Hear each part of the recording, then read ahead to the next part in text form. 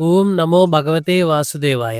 ఈరోజు మనం శ్రీమద్ భగవద్గీతలోని 16వ అధ్యాయమైన దైవాసుర సంపద్విభాగ యోగం గురించి కథారూపంలో తెలుసుకోబోతున్నాం. ఈ అధ్యాయంలో ముఖ్యంగా దైవ గుణాలు ఏవి, మానవులు ఎన్ని రకాలు, రాక్షస లక్షణాలు ఏవి, నరకానికి ద్వారాలు ఎన్ని, అవి ఏవి అనే విషయాల గురించి వివరంగా తెలుసుకోబోతున్నాం. వీడియోలోకి వెళ్లే ముందు వీడియోని లైక్ చేసి జై శ్రీకృష్ణ అని కామెంట్ చేయండి. ఇలా చేయడం వల్ల మన వీడియోస్ ఎక్కువ మందికి రీచ్ అవుతాయి. ఈ చిన్న హెల్ప్ చేస్తారని నమ్ముతున్నాను. Thank you for your support. ఇంకెందుకు ఆలస్యం, వెంటనే వీడియోలోకి వెళ్ళిపోదాం.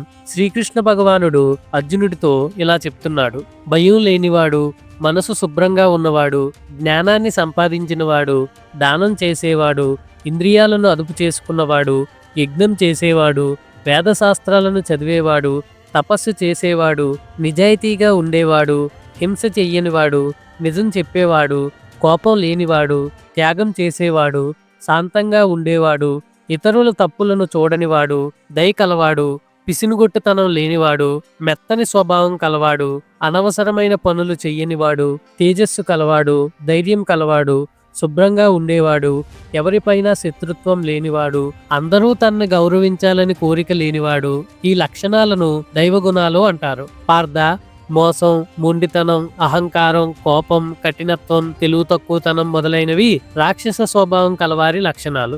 దైవగుణాలు మోక్షాన్ని ఇస్తాయి, రాక్షస గుణాలు బంధాన్ని కలిగిస్తాయి. ఓ అర్జున, నీవు దైవ సంపత్తో పుట్టినవాడివి కాబట్టి బాధపడకు. ఈ లోకంలో మనుషులు రెండు రకాలుగా ఉంటారు. దైవ లక్షణాలు కలవారు కొందరు, రాక్షస లక్షణాలు కలవారు మరికొందరు. దైవ లక్షణాలు వివరంగా చెప్పాను. ఇప్పుడు రాక్షస లక్షణాల గురించి వివరంగా చెప్తాను, విను. రాక్షస స్వభావం కలవారికి దేనిని చెయ్యాలో దేనిని చేయకూడదో తెలియదు. వారిలో శుభ్రత గాని, మంచి నడవడిక గాని, నిజం గాని ఉండవు. ఈ ప్రపంచానికి ఆధారం లేదని, అబద్ధమని, దేవుడు లేడని, కేవలం కోరిక వల్లనే జీవులు పుడుతున్నారని, కాబట్టి సృష్టికి మూలం కోరిక తప్ప మరొకటి లేదని చెప్తుంటారు. అలాంటి ఆలోచనలు ఉన్నవారు ఆత్మను నమ్మరు. వారు తక్కువ తెలివి కలవారై అందరికీ కీడు చేస్తారు. వారి శక్తి సామర్థ్యాలు ప్రపంచ నాశనం కోసం ఉపయోగిస్తారు.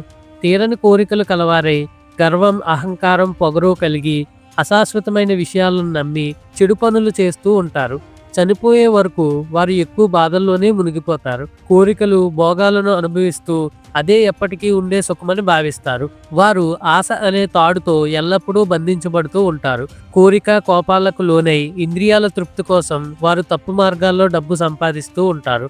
రాక్షస స్వభావం కలవారు తెలుగు తక్కువతనంతో ఇలా అనుకుంటూ ఉంటారు: నేను ఇప్పటికే చాలా పొందాను, ఇంకా చాలా కోరికలు తీర్చుకోగలను, ఇప్పటికే నా దగ్గర ఎంతో డబ్బు ఉంది, భవిష్యత్తులో ఇంకా సంపాదించగలను, నేను నా శత్రువులను చంపాను, ఇతర శత్రువులను కూడా చంపగలను, నేను అన్నిటికీ అధిపతిని, అన్నిటినీ అనుభవిస్తాను, నేను బలవంతుణ్ణి, సుఖంగా ఉన్నవాడిని, నేను అదృష్టవంతుణ్ణి, గొప్ప బంధువులు కలవాణ్ణి, నాతో సమానమైన వాడు ఎవరూ లేరు, నేను యజ్ఞాలు చేయగలను, దానాలు చేయగలను, ఇష్టం వచ్చినట్లు ఆనందించగలను అని అనుకుంటూ తెలివి తక్కువతనంలో భ్రమలో జీవిస్తూ ఘోరమైన నరకంలో పడిపోతూ ఉంటారు. వారు సొంతంగా సంతోషించేవారు, గర్వితులు, డబ్బు వల్ల అహంకారంతో కన్ను మిన్ను గానక శాస్త్రాలకు విరుద్ధంగా నియమాలను, నిబంధనలను పాటించకుండా పేరుకు మాత్రమే యజ్ఞాలు చేస్తూ ఉంటారు. అహంకారం, బలం, పొగరు, కోరిక, కోపాలకు లోనై తమ శరీరంలోనూ ఇతర శరీరాలలోనూ ఉన్న నన్ను ద్వేషిస్తూ ఉంటారు. అలాంటి పాపం చేసిన వాళ్ళను,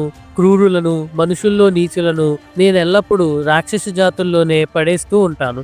ఈ విధంగా రాక్షస జాతుల్లో మళ్ళీ మళ్ళీ పుడుతూ ఉన్న రాక్షసులు నన్ను పొందలేరు. క్రమంగా అంతకంటే హీనమైన జన్మలను పొందుతారు. కోరిక, కోపం, లోభం అనే ఈ మూడు గుణాలు నరకానికి ద్వారాలు. అవి ఆత్మనాశనానికి కారణాలు.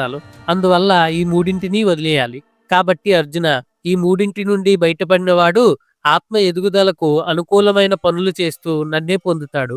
శాస్త్రాలు చెప్పింది చేయకుండా ఇష్టం వచ్చినట్లు ప్రవర్తించేవాడు మోక్షాన్ని, చివరికి సుఖాన్ని కూడా పొందలేడు. నీవు చేయవలసింది ఏది, చేయకూడదు ఏది అని చెప్పడానికి నీకు శాస్త్రమే ఆధారం. అందుకని శాస్త్రంలో ఉన్న నియమాలను, కర్మలను బాగా తెలుసుకుని ఆచరించు.